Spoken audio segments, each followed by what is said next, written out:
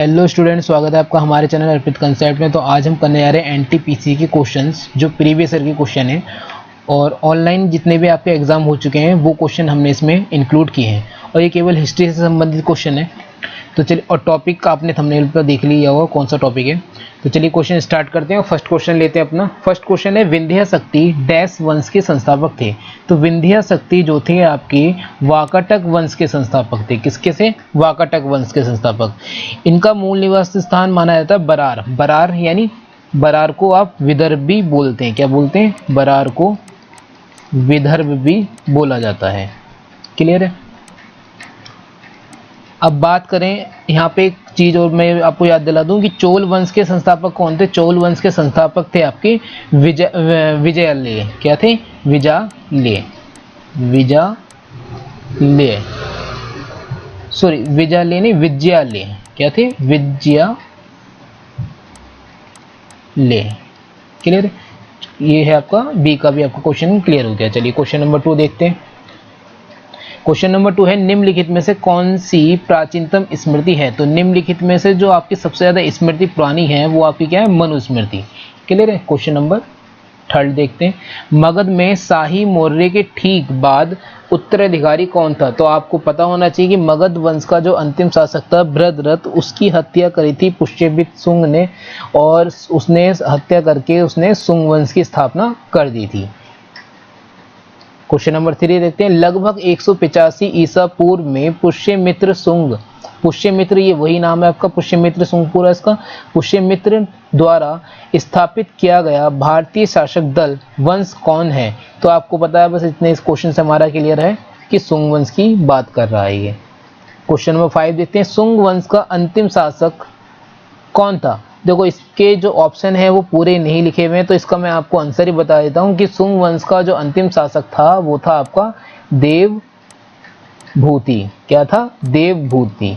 शुंग वंश किसके बाद आया था? शुंग वंश आपका आया था मौर्य वंश के अंतिम शासक भद्ररथ की हत्या करने के बाद शुंग वंश आया था और शुंग वंश का अंतिम शासक देवभूति था और मौर्य वंश का अंतिम शासक था आपका भद्ररथ। चलिए आगे देखते हैं। गौतमी पुत्र सातकर्णी किस वंश का शासक था। तो गौतमी पुत्र सातकर्णी, देखो ये आपका था सातवाहन वंश का। सातवाहन वंश का जो गौतमी पुत्र सातकर्णी था वो बहुत ज्यादा प्रतापी राजा था। इसकी एक साउथ की मूवी भी है, वो आप सर्च करोगे यूट्यूब पर तो आपको मिल जाएगी। चलिए क्वेश्चन नंबर 7 देखते हैं। सातवाहनों के अधिकतर सिक्के किस धातु के मिले हैं। तो सातवाहनों के जो अधिकतर सिक्के हैं वो किसके मिले हैं आपके? शीशे के। किसके मिले? शीशे के। चलिए आगे देखते हैं। शक संवत जो 78 ईस्वी से प्रारंभ होता है प्रकट करता है। तो वो शक संवत जो है आपको प्रकट करता है कनिष्क का शासन। कनिष्क ने शकों को हराने के उपलक्ष्य में शक संवत चलाया था। क्लियर है? क्या चलाया था? शक संवत चलाया था। कब चलाया था? 78 ईस्वी बाद। और इसी शक संवत को भारतीय संविधान में 22 मार्च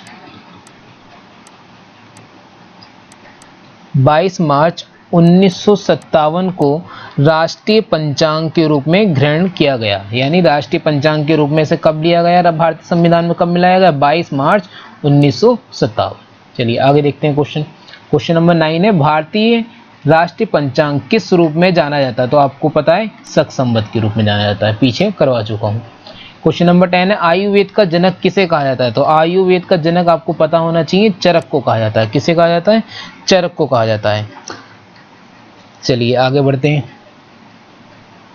ईसा पूर्व 2वीं सदी में कागज बनाने की कला को किसने खोजा था। तो कागज बनाने की कला को जो खोजा था वो चीनियों ने खोजा था। अब इसमें अगर नाम पूछा जाए कि चीनियों में किस व्यक्ति ने खोजा था तो उसका नाम भी आप याद रख लीजिए, जिंग झांग। क्या नाम है इसका? जिंग झांग। जिंग झांग चाइनीज नाम है तो थोड़ा इसी तरह। अच्छा कब की बात है ये? है आपकी 50 ईसा पूर्व की। लगभग 50 ईसा पूर्व पहले कागज खोजा गया था, यानी ईसा मसीह के जन्म से पहले की बात चल रही है। क्वेश्चन नंबर 12 है, कौन सी दो सभ्यताओं ने गांधार कला शैली की रचना सहायता प्रदान की थी। तो ये आपका देखो बहुत आसान क्वेश्चन है और बहुत बढ़िया क्वेश्चन है। भारतीय जो गांधार कला का विकास हुआ है वो कनिष्क के टाइम में हुआ है, और कनिष्क के टाइम में भारतीय और यूनानी दोनों आपस में संबंध में आए थे, जिन्होंने भारतीय और यूनानियों ने मिलकर गांधार कला का विकास किया था। क्लियर है? किसका विकास किया था? गांधार कला का विकास किया था। गांधार आपका जो इलाका पड़ता है, गांधार आपका पड़ता है पाकिस्तान की तरफ। जैसे अगर मैं इंडिया का मैप ले लूँ ये थोड़ा सा, तो ये इधर आपका लगभग ये आपका जम्मू कश्मीर वाला इलाका है, ये आपका राजस्थान है, ये आपका गुजरात पड़ेगा। तो आप इधर ये जो है इधर आपका गांधार प्रदेश पड़ेगा। सही है? क्या पड़ेगा? गांधार प्रदेश पड़ेगा। और कनिष्क का जो शासन रहा था, कनिष्क का शासन वो लगभग उत्तर भारत में रहा था, आपके जम्मू के आसपास रहा था, और जम्मू के आसपास ही इसका शासन रहा था। तो यहीं पर आपका गांधार और ये दोनों मिलकर गांधार कला का इन्होंने विकास किया था। यहाँ पर उस समय यूनानियों का शासन था। किसका शासन था? यहाँ पे इस वाले एरिया में यूनानियों का शासन था। और कनिष्क के टाइम पे ही सिल्क मार्ग खोजा गया था। सिल्क मार्ग का मतलब है व्यापारिक मार्ग से। चलिए इसका भी क्वेश्चन अभी एक आगे आएगा। क्वेश्चन नंबर 13 देखते हैं। विक्रम संवत एवं शक संवत में कितने वर्ष का अंतर है? तो देखो विक्रम संवत आपका कब चला था? विक्रम संवत चला था आपका 57 ईसा पूर्व चला था। और शक संवत कब चला था आपका? 78 ईसा ईस्वी में चला था। तो दोनों का अगर ऐड कर दोगे तो आपका बैठेगा 7 8 7 14 15 यानी 135 बैठेगा। तो कितने वर्ष का अंतर है? 135 वर्ष का इसमें अंतर है। ये सब रेलवे में क्वेश्चन पूछे गए, इस तरह के क्वेश्चन पूछे जाते हैं टेक्निकल, थोड़ा इस तरह से आप ढंग से पढ़ लेना। कनिष्क की राजधानी क्या थी? बताओ कनिष्क की राजधानी क्या होगी? कनिष्क की राजधानी थी आपकी पेशावर। अच्छा, पेशावर कहाँ पड़ता है? पेशावर है पुरुषपुर। पुरुषपुर क्या है आपका? जो आपका इस समय तो पेशावर जो है आपका पुराना नया नाम है, और पुराना नाम जो था इसका वो था क्या? पुरुषपुर। ये आपका पाकिस्तान में पड़ता है। जैसा कि मैंने आपको इंडिया के मैप में अगर मैं बताना चाहूँ आज के टाइम में, तो ये ऊपर आपका जम्मू वाला इलाका ले लिया मैंने, तो यहाँ पर आपका पेशावर पड़ता है जो आपका उस पाकिस्तान प्रांत में आता है। इधर आपका गांधार पड़ता है। क्या पड़ता है इधर आपका? गांधार। क्लियर है? तो ये वाला इलाका पूरा उस समय कनिष्क के अधीन था। चलिए आगे देखते हैं। भारतीयों के लिए महान सिल्क मार्ग किसने चालू किया? तो ये अपने चालू किया कनिष्क ने। क्या करता था उस समय? कनिष्क जो था, कनिष्क उत्तर भारत में इसका जम्मू कश्मीर की तरफ इसका रूल था पूरा। तो ये जो चीनी यात्री जो भी आपके इधर, जैसे मैप हम बना देते हैं छोटा सा, ये मैंने उत्तर भारत का बना दिया। तो यहाँ से जो भी चीनी यात्री आते थे और वो ईरान की तरफ यात्रा करते थे, तो व्यापार करते थे। वो क्या करते थे? व्यापार करते थे। तो व्यापार करते थे, तो उसी समय कनिष्क जो यहाँ पे रूलर था, शासन करता था। और यहाँ पे यूनानी भी थे आपके इस एरिया में। क्या थे? यूनानी भी थे। तो जब चीनी यहाँ से ईरान की तरफ और यूनान की तरफ होते हुए जो आपका व्यापार करते थे, तो यहाँ के जो व्यापारी थे, कनिष्क के शासन काल में जो व्यापारी थे, उनका मुख्य काम क्या था? इन लोगों से एक तरह से चुंगी वसूलना, और वही चुंगी वसूलना इनका क्या था? इनका व्यापार कहलाता था। और ये चुंगी के रूप में वहाँ से इन लोगों से, व्यापारी से सोना वगैरह आदि की वसूली क्या करते थे। चलिए क्वेश्चन नंबर अगला नेक्स्ट देखते हैं। कुषाण काल में सबसे अधिक विकास किस क्षेत्र में हुआ? तो सबसे अधिक विकास बताओ किस क्षेत्र में हुआ? भाई कला के क्षेत्र में हुआ था। किस क्षेत्र में? कला के क्षेत्र में। अशोक द्वितीय के नाम से किसे जाना जाता है? तो अशोक द्वितीय के नाम से कनिष्क को जाना जाता है। कनिष्क भी आपका बौद्ध धर्म का अनुयायी था, और अशोक भी आपका बौद्ध धर्म का अनुयायी था।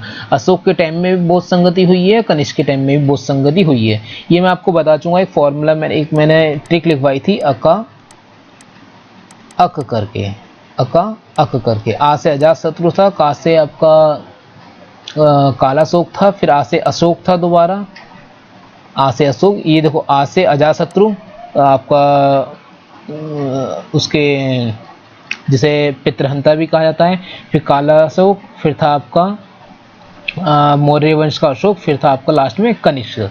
ये मैं पिछली वीडियो में आपको बता चुका हूँ।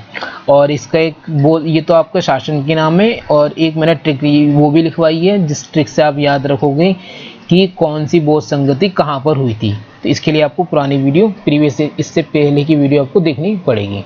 चलिए आगे बढ़ते हैं। किसने बड़े पैमाने पर स्वर्ण मुद्राएं और सोने की मोहरें चलाई? तो भाई सबसे ज़्यादा कुषाण काल के जो व्यापारी थे, कुषाण यानी कनिष्क के समय के जो व्यापारी थे, यही लोग जो सिल्क मार्ग पे लोग व्यापार करने जाते थे, उन्हीं लोगों से सोना चांदी वगैरह लेते थे और ज़्यादा इनके पास ज़्यादा मात्रा में हो गया था, तो इन लोगों ने, कुषाण काल के लोगों ने क्या चला दिए, कुषाण शासकों ने क्या चला दिए, सोने के मोहरे और सिक्के चला दिए। चलिए आगे बढ़ते हैं। भारत का नेपोलियन किसे कहा जाता है? बहुत अच्छा क्वेश्चन है, कमेंट बॉक्स में आंसर बताइए इसका। भारत का नेपोलियन किसे कहा जाता है? तो भारत का नेपोलियन कहा जाता है आपका समुद्रगुप्त को। गुप्त वंश के समुद्रगुप्त को भारत का नेपोलियन कहा जाता है, क्योंकि इसने, भारत का नेपोलियन इसने इसलिए कहा जाता है क्योंकि इसने अपने शासनकाल में बहुत ज़्यादा साम्राज्य की विस्तार, साम्राज्य का बहुत ज़्यादा इसने विस्तार किया था। क्वेश्चन नंबर 20 देखते हैं। चंद्रगुप्त विक्रमादित्य किस वंश से संबंधित है? तो चंद्रगुप्त विक्रमादित्य आपका किस वंश से संबंधित है? गुप्त वंश से। किस वंश से? गुप्त वंश से। गुप्त वंश की स्थापना किसने की थी? श्रीगुप्त ने की थी। और चंद्रगुप्त विक्रमादित्य किससे संबंधित है? आपका गुप्त वंश से संबंधित है। चलिए, किस गुप्त शासक को विक्रमादित्य की उपाधि दी जाती है? तो चंद्रगुप्त द्वितीय को दी जाती है। किसे दी जाती है? चंद्रगुप्त द्वितीय को। आगे है, भारतीय संस्कृति का स्वर्ण युग किसे कहा जाता है? भारतीय संस्कृति का स्वर्ण युग कहा जाता है आपके गुप्त काल को। किसे कहा जाता है?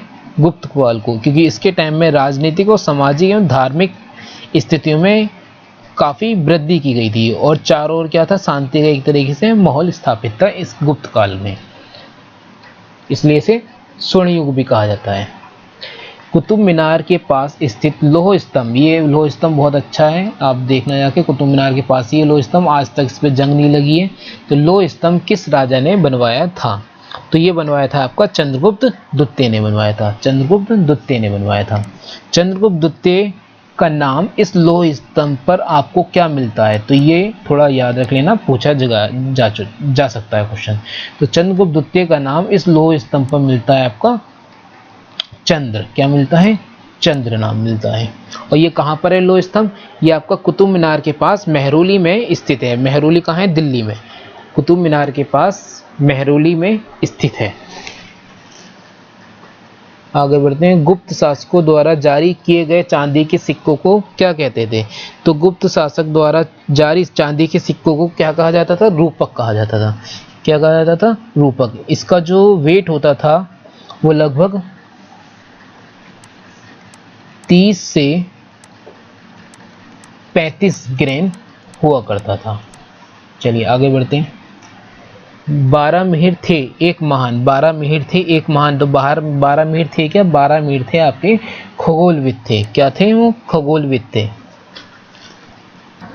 इन्होंने खगोल शास्त्र पर 2 ग्रंथ लिखे हैं। इस ग्रंथ के आप नाम याद रख लेना। एक है आपका बृहत संहिता। क्या नाम है इसका? बृहत संहिता। दूसरा है आपका पंच सिद्धांतिका। क्या नाम है? पंच सिद्धांतिका।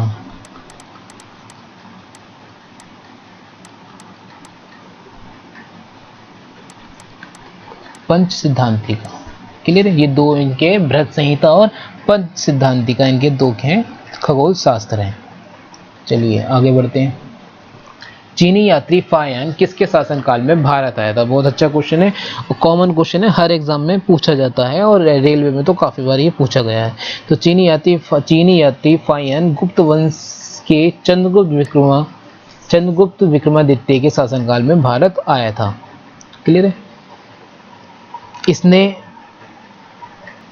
अगर पूछा जाए कि चीनी यात्री फायन किसके शासनकाल में भारत आया था, तो चंद्रगुप्त विक्रमादित्य के। और पूछा जाए कि फायन का जन्म कहाँ हुआ था, तो फायन का जन्म चीन में तो हुआ था, लेकिन चीन में किस स्थान पर हुआ था, वो स्थान पूछ लिया, तो उसका नाम है आपका वू। पूछा जा चुका है इसलिए मैं आपको बता रहा हूँ, वू यांग इसका नाम है, स्थान का, जिस स्थान पर इसका जन्म हुआ था। चलिए आगे बढ़ते हैं। उल्लिखित राजाओं का निम्न में से कौन सा एक कालक्रम सही है? तो बहुत अच्छा क्वेश्चन है, निम्न में से कौन सा कालक्रम सही है।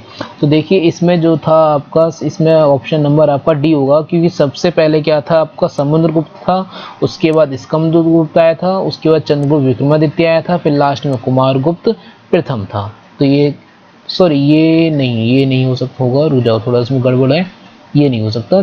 समुद्रगुप्त था, समुद्रगुप्त के बाद चंद्रगुप्त विक्रमादित्य और कुमार गुप्त सही है, हाँ कुमार गुप्त था सही, ये वाला बी ऑप्शन नंबर 20 का सही होगा।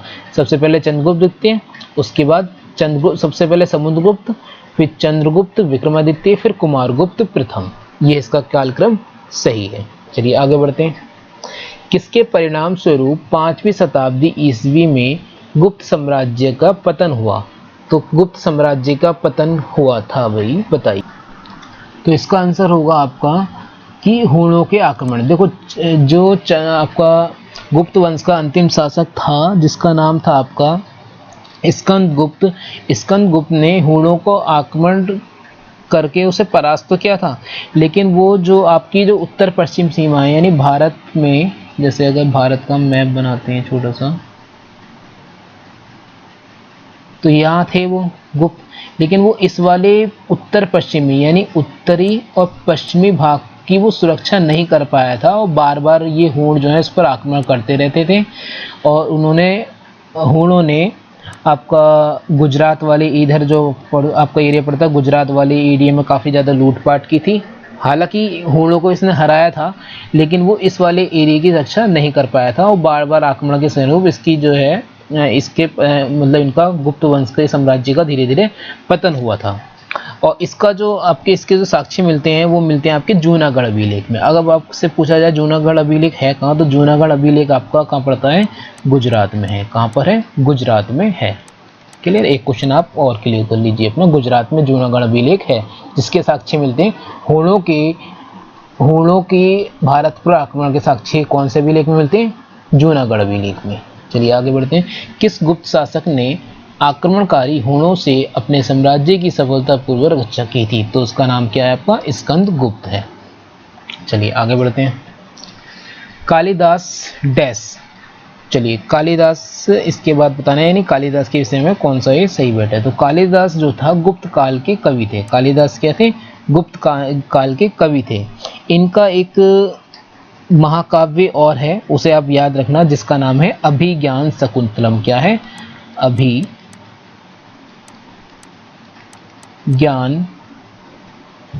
शकुंतलम, सॉरी शकुंतलम।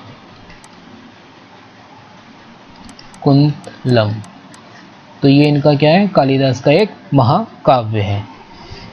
चलिए आगे बढ़ते हैं। और कालिदास को भारत का शेक्सपियर भी कहा जाता है, ये आपको सबको पता होगा। आर्यभट्ट भारत के प्रसिद्ध डैश थे। तो आर्यभट्ट जो थे भारत के क्या थे? गणितज्ञ थे। क्या थे? गणितज्ञ थे।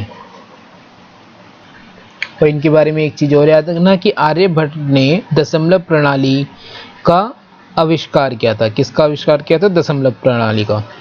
और इनकी जो 2 पुस्तक हैं उनके नाम भी आप याद रखना। इनकी जो 2 पुस्तकें हैं उसका नाम क्या है? पहले का नाम है सूर्य सिद्धांतिका। क्या नाम है?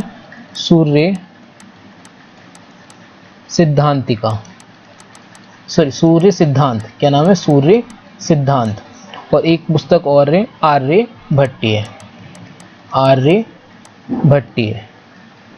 तो ये पुस्तक इनकी पूछी जा सकती है, जिसमें ये वाली पुस्तक सूर्य सिद्धांत बहुत ज़्यादा इम्पोर्टेंट है। चलिए आगे बढ़ते हैं। किस गुप्त शासक ने शांति प्रिय एवं वैदेशिक संबंध स्थापित किया? बहुत अच्छा क्वेश्चन है। किस गुप्त शासक ने शांति प्रिय एवं वैदेशिक संबंध स्थापित किया? तो इसका आंसर है आपका कुमारगुप्त। कुमारगुप्त ने कोई भी ज़्यादा लड़ाइयाँ नहीं लड़ी हैं, और इसने शांति प्रिय तरीके से जो भी इनके माँ बाप ने यानी माता पिता ने जो छोड़ा था उसी को इन्होंने बरकरार रखा था। कोई भी ज़्यादा इन्होंने लड़ाइयाँ नहीं लड़ी हैं, तो इसलिए कुमारगुप्त को शांति प्रिय विदेशी शासक कहा जाता है। चीनी यात्री ह्वेनसांग ने निम्नलिखित में से किसके शासनकाल में भारत का दौरा किया? तो ये भी क्वेश्चन अच्छा है। किसके शासनकाल में किया था? हर्षवर्धन के शासनकाल में किया था। कुछ आपको विदेशी यात्री याद रखने हैं। जिन्होंने भारत आए थे और किसके शासनकाल में आए थे, ये आपको याद रखने हैं। तो मैं बता रहा हूँ एक एक करके। सबसे पहले आपको मेगास्थनीज याद रखना है। तो मेगास्थनीज किसके टाइम में आया था, चंद्रगुप्त मौर्य के समय में आया था। फिर इसके बाद आया था आपका फाहियान। इसके बाद क्या आया था आपका फाहियान, लिख दे रहा हूँ मैं, फाहियान। ये किसके समय में आया था, ये आपका आया था विक्रमादित्य, चंद्रगुप्त विक्रमादित्य के समय में ये भारत आया था। इसके बाद आपका आया था ह्वेनसांग। ह्वेनसांग आया था आपका, ये आपका दे रखा है कि ह्वेनसांग किसके समय में आया था, हर्षवर्धन के समय में आया था। इसके बाद एक इंपॉर्टेंट और है जिसका नाम है इत सिंह। क्या नाम है, इत सिंह। इत सिंह किसके समय में भारत आया था, तो इत सिंह का टाइम तो नहीं, टाइम तो लगभग 700 से इसका 712 ईस्वी है, लेकिन किसके शासनकाल में आया था ये थोड़ा मेरे को नहीं पता, बता देंगे आगे। और आपको एक याद रखना है थॉमस रो। थॉमस रो किसके शासनकाल में आया था, मुगल शासक जहांगीर के शासनकाल में थॉमस रो आया था। चलिए आगे बढ़ते हैं। किस बौद्ध संत और चीन से भारत आए तीर्थयात्री ने बौद्ध धर्म की पवित्र रचनाओं का अनुवाद संस्कृत से चीनी भाषा में किया। बहुत अच्छा क्वेश्चन है, बताइए इसका आंसर क्या होगा। तो इसका आंसर होगा आपका आई चिंग ने। आई चिंग ने, सी इसका आंसर क्या है, आई चिंग ने। बहुत से बच्चे इसका आंसर ह्वेनसांग सोचेंगे, जो कि गलत है। ह्वेनसांग के बाद आया था आपका इत्सिंग आया था, चलो उससे मतलब नहीं है। हाँ, ह्वेनसांग के बाद जो आया था भारत, इत्सिंग आया था, ये उसने किया था। आई चिंग का दूसरा नाम क्या है, आई चिंग का जो दूसरा नाम है वो क्या है, इत सिंह। क्या नाम है, इत सिंह। ये पीछे में आपको इत सिंह, इत सिंह, क्लियर है, पीछे आपको मैं बता चुका हूं। निम्नलिखित में से किस विदेशी यात्री ने तक्त देश के ब्राह्मण स्वयं खेती करते हैं कहा। यह है आपका, इसका आंसर है आपका ह्वेनसांग ने कहा था। ह्वेनसांग ने कहा था कि तक्त देश के ब्राह्मण जो हैं स्वयं खेती करते हैं। ये इसने किसने कहा था, ह्वेनसांग ने कहा था। अच्छा, ह्वेनसांग की पुस्तक भी पूछ ली जाती है। ह्वेनसांग की पुस्तक कौन सी है, ह्वेनसांग की पुस्तक है सी यू की। क्या है आपकी, सी यू की, ये इसकी पुस्तक का नाम है। चलिए आगे बढ़ते हैं। निम्न यात्रियों का सही कालक्रम बताइए। तो देखो निम्न यात्रियों का सही आपको कालक्रम बताना है। ह्वेनसांग के बाद मैंने बताया था आपको इत्सिंग आया था, और इत्सिंग के बाद आया था आपका थॉमस रो, यानी इसका आंसर क्या है आपका बी है। हर्षवर्धन ने शासन किया था। तो हर्षवर्धन ने कब शासन किया था भाई, हर्षवर्धन ने लगभग आपका 7वीं सदी के आसपास शासन किया था। क्योंकि हर्षवर्धन के शासनकाल में कौन आया था आपका, हर्षवर्धन के शासनकाल में ह्वेनसांग आया था, और मैंने इत्सिंग का टाइम पीरियड बताया कुछ लगभग 700 ईस्वी के आसपास। तो आपका ये लगभग आपका 700 ईस्वी के दौरान आपका बैठेगा। फिर 7 के बाद आपका छठा, उसमें छठा दे नहीं रखा, छठी ईस्वी दे नहीं रखी, तो छठी ईस्वी हो जाती, लेकिन इसमें फिलहाल आंसर इसका 7वीं ईस्वी के दौरान होगा। हर्ष की आत्मकथा किसने लिखी। तो हर्ष की आत्मकथा हर्ष के दरबारी कवि बाणभट्ट ने की थी। हर्ष के दरबारी कवि बाणभट्ट ने की थी। किस नाम से की थी, हर्षचरित के नाम से। किसके नाम से, हर्ष चरित्र के नाम से इसकी आत्मकथा लिखी थी। चलिए आगे बढ़ते हैं।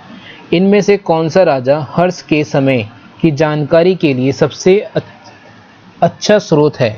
इनमें से कौन राजा हर्ष के समय की जानकारी के लिए सबसे अच्छा स्रोत है। तो भाई ये आपका, इनमें से कौन राजा, इसका आपका बाणभट्ट ही होगा। क्या होगा इसका, बाणभट्ट ही होगा।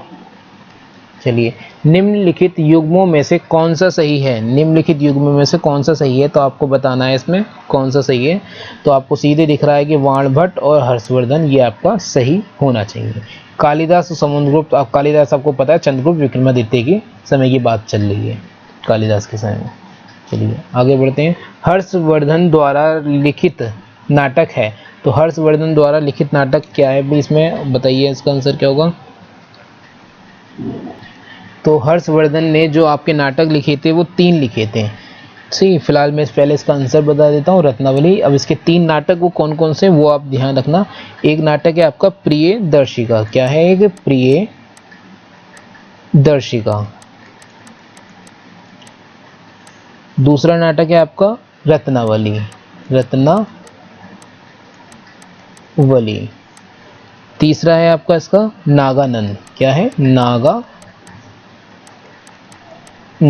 तो ये हर्षवर्धन द्वारा लिखे गए 3 इंपॉर्टेंट नाटक हैं। चलिए, हर्षवर्धन ने निम्नलिखित में से किसको हराया? तो हर्षवर्धन ने निम्नलिखित में से आपको किसको हराया था, बताइए इसका आंसर क्या होगा। तो हर्षवर्धन ने हराया था पुलकेशिन द्वितीय को हराया था। किसे हराया था? पुलकेशिन द्वितीय को हराया था।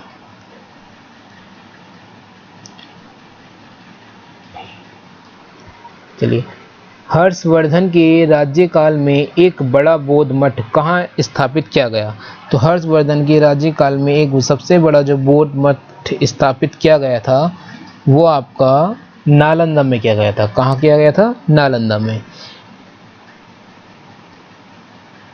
नालंदा में किया गया था। चलिए आगे बढ़ते हैं। कन्नौज के हर्ष के समय निम्नलिखित में से कौन बंगाल का समकालीन राजा था? बहुत अच्छा क्वेश्चन है, कौन बंगाल का समकालीन राजा था? तो इसका आंसर होगा आपका शशांक। क्या है इसका आंसर? शशांक। तो राजा शशांक जो था वो बंगाल का उस समय हर्षवर्धन के समय राजा था। अच्छा, बंगाल का एक नाम और मिलता है किताबों में, बंगाल का जो पुराना नाम मिलता है वो गौड़ मिलता है। क्या मिलता है? गौड़, गौड़ मिलेगा, या फिर ऐसा लिखा होगा आपका गौड़। ठीक है, गौड़ का मतलब होता है गुड़, गुड़ की खेती ज़्यादा हुआ करती होगी इसलिए वहाँ का बंगाल का पुराना नाम गौड़ भी मिलता है। एक और है आपका उड़ीसा का पुराना नाम आपको उत्कल मिलता है। क्या मिलता है? उत्कल मिलता है। चलिए आगे बढ़ते हैं। हर्ष के शासनकाल में उत्तर भारत का सबसे महत्वपूर्ण शहर कौन सा था?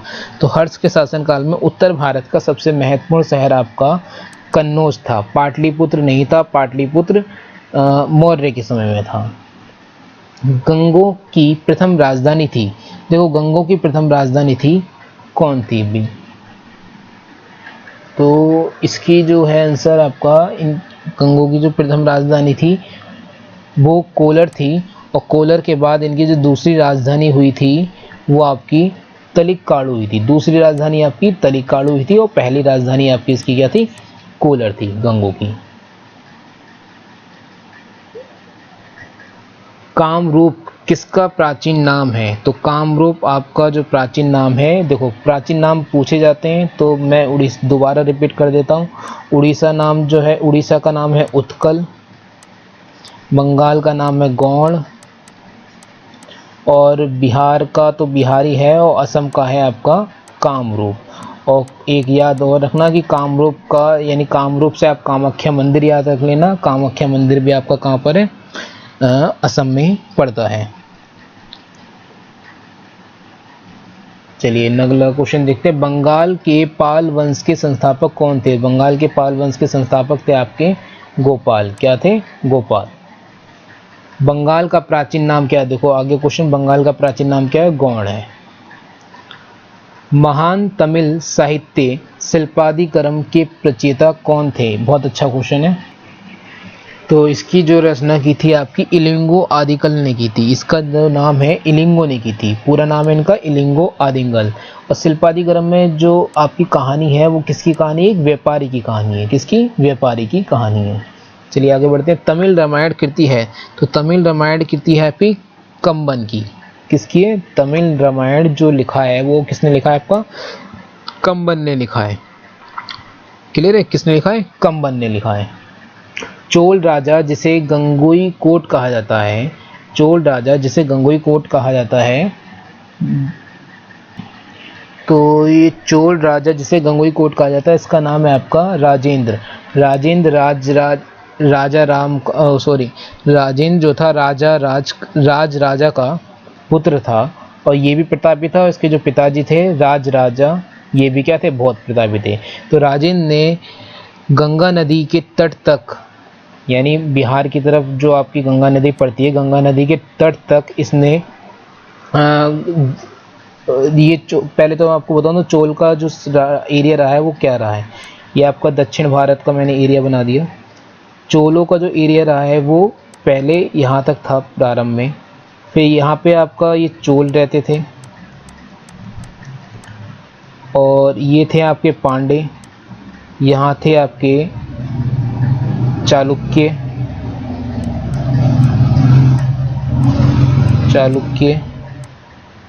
और यहाँ थे आपके चेल। क्या थे? चेर। तो चोलों का जो राजराज के टाइम में चोलों ने लगभग ये पूरा एरिया कवर कर लिया था, और राजेंद्र ने, जब राजेंद्र का टाइम आया था तो उसने श्रीलंका, इधर पड़ता है, श्रीलंका को भी जीत लिया था। और इधर आपकी बिहार का एरिया है, तो बिहार के एरिया में जो गंगा नदी बहती है, यहाँ तक गंगों को भी पराजित करके इसने ये वाला एरिया यहाँ पे शासन किया है। तो इसलिए इसे गंगोई कोट की उपाधि दी गई है। किसे? राजेंद्र को। किस चोल राजा ने श्रीलंका पर कब्जा किया? बहुत अच्छा क्वेश्चन है। किस चोल राजा ने श्रीलंका पर कब्जा किया? तो मैं पीछे बता चुका हूँ, राजेंद्र ने। श्रीलंका का पुराना नाम क्या? सिंघल है। क्या नाम है? सिंघल। चोल वंश का अंतिम शासक कौन था? तो चोल वंश का अंतिम शासक था आपका राजराजा द्वितीय। क्या था? राजराजा द्वितीय था।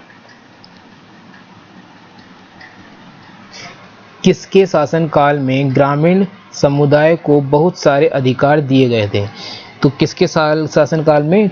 चोल के शासनकाल में, यानी चोलों के समय में ग्रामीण और ब्राह्मणों को भी बहुत ज़्यादा महत्व दिया गया था। निम्नलिखित में से कौन सा नौसैनिक शक्ति? देखो, नौसैनिक शक्ति तो उसने चलाई होगी जिसने समुद्री एरिया पर, यानी जैसे अगर बात करूं, मैंने बताया आपका यहाँ पर सिंघल प्रदेश है, यानी श्रीलंका को किसने जीता था? तो श्रीलंका को राजेंद्र ने जीता था। और राजेंद्र कौन से वंश का था? चोल वंश का था। तो नौसैनिक, और यहाँ पे नौसैनिक का मतलब यहाँ पे आपके समुद्री एरिया है पूरा ये, तो इन्होंने ही चलाया था, चोलों ने। आगे बढ़ते हैं। प्रशासन के क्षेत्र में चोल राजवंश का मुख्य योगदान है।